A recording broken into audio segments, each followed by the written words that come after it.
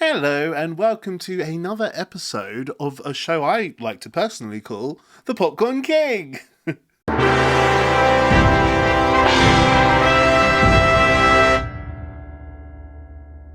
So, today we are going to be doing a little review of a film which can only really be called Anyone But You. So, this is a movie of the rom com variety, and it is starring the Hollywood darling at the moment, Sydney Sweeney, the other Hollywood darling of the moment, Glenn Powell, and then a bunch of other actors such as Dermot Mulroney, who I feel like was the leading actor in rom-coms like 15 years ago. He was in films like, like My Best Friend's Wedding. But anyway, I'm going to be talking about this specific rom-com, Anyone But You.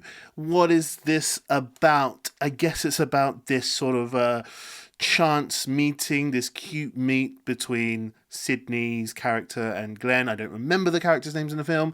And they kind of have this one night romance, and then through sort of a misunderstanding, it ends really badly, and then they hate each other, and then through a series of events, they happen to be sort of stranded at this sort of weekend wedding together a few months later, once their hatred has really grown for each other. And through some kind of contrived storyline, they have to pretend to like each other.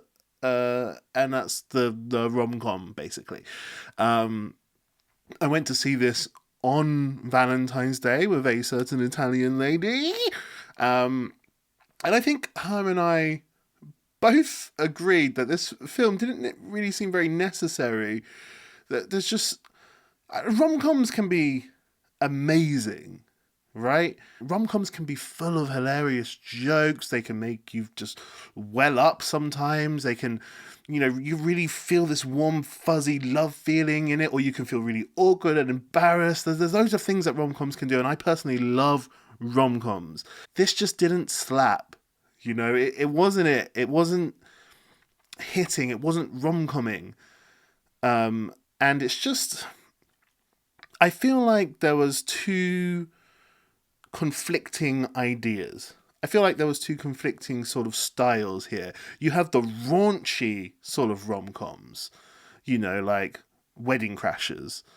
And then you've got sort of more almost like TV movie for teenager type rom-coms. And there was some really sort of raunchy humor in this at some moments, with sort of Glenn Powell completely naked and Sydney having to look up his bum hole. And that's, relatively funny. Always funny to have to look up someone's bum hole. But I think the issue was that the majority of the film didn't have that kind of humor. In fact, the majority of the film had really, really rubbish, low-level writing type of humor. And I would even go so far as to say some of the acting was pretty bad as well. There were moments in the film where the characters had to have a sort of contrived conversation where Glenn or Sydney might hear the conversation on accident.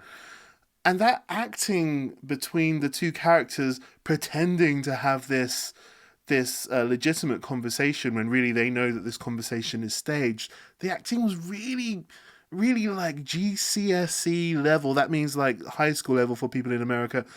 Like, it was just like, oh, what if they, yeah, we're really talking about this person behind the book. Like, it was like, is this meant to be kind of like a farce? Is this almost like a comedy sketch show? Because there's absolutely nothing real about the way people behaved. And it was that kind of really silly, childish humor, and then mixed with Sydney looking up Glenn's bumhole. And you're like, what? Who is this film for? Like, I didn't get it at all. I didn't find it very romantic. I think the chemistry between the two leads was not existing. It was not existing, guys.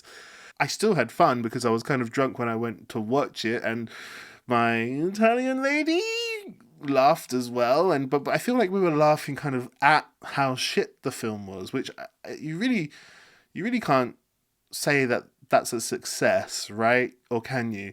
I don't know. I just, I miss the days of Four Weddings and a Funeral, of 10 Things I Hate About You. So but any rom-com with a number in it, basically.